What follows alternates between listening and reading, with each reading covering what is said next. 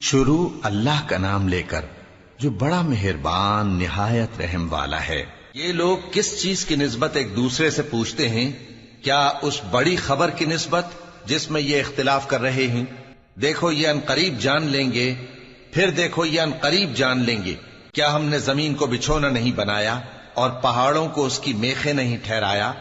اور ہم نے تم کو جوڑا جوڑا پیدا کیا اور نیند کو تمہارے لیے موجب آرام بنایا اور رات کو پردہ مقرر کیا اور دن کو معاش کا وقت قرار دیا، اور تمہارے اوپر 7 مضبوط آسمان بنائے اور آفتاب کا روشن چراغ بنایا، اور نچڑتے بادلوں سے موسلا دھار میں برسایا تاکہ ہم اس سے اناج اور نباتات پیدا کریں اور گھنے گھنے باغ۔ بے شک فیصلے کا دن مقرر ہے، جس دن سور پھونکا جائے گا تو تم لوگ فوج در فوج موجود ہوگے، اور آسمان کھولا جائے گا تو اس میں دروازے ہو جائیں گے، اور پہاڑ چلائے جائیں گے تو وہ ریت ہو کر رہ جائیں گے۔ بے شک دوزخ گھات میں ہے، یعنی سرکشوں کے لیے کہ ان کا وہی ٹھکانہ ہے، اس میں وہ صدیوں پڑے رہیں گے۔ وہاں نہ ٹھنڈک کا مزہ چکھیں گے، نہ کچھ پینا نصیب ہوگا مگر کھولتا پانی اور بدبودار پیپ۔ یہ بدلہ ہے ان کے اعمال کے موافق۔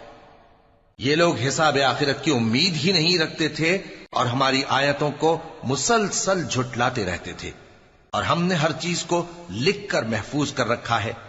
سو اب مزہ چکھو، ہم تم پر عذاب ہی بڑھاتے جائیں گے۔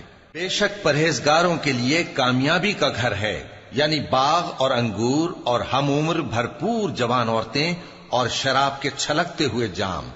وہاں وہ نہ بیہودہ بات سنیں گے نہ جھٹلانے کی باتیں۔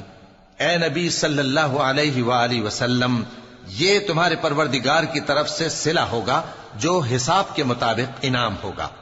وہ پروردگار کہ جو کچھ آسمانوں اور زمین میں اور جو ان دونوں کے درمیان ہے سب کا مالک ہے، بڑا مہربان ہے، کسی کو اس سے بات کرنے کا یارہ نہ ہوگا۔ جس دن جبریل امین اور دوسرے فرشتے صف باندھ کر کھڑے ہوں گے تو کوئی بول نہ سکے گا مگر جس کو رحمان اجازت بخشے، اور وہ بات بھی درست ہی کہے۔ یہ دن برحق ہے، پس جو شخص چاہے اپنے پروردگار کے پاس ٹھکانہ بنا لے۔ ہم نے تم کو عذاب سے جو قریب آنے والا ہے آگاہ کر دیا ہے، جس دن ہر شخص ان اعمال کو جو اس نے آگے بھیجے ہوں گے دیکھ لے گا، اور کافر کہے گا کہ اے کاش میں مٹی ہوتا۔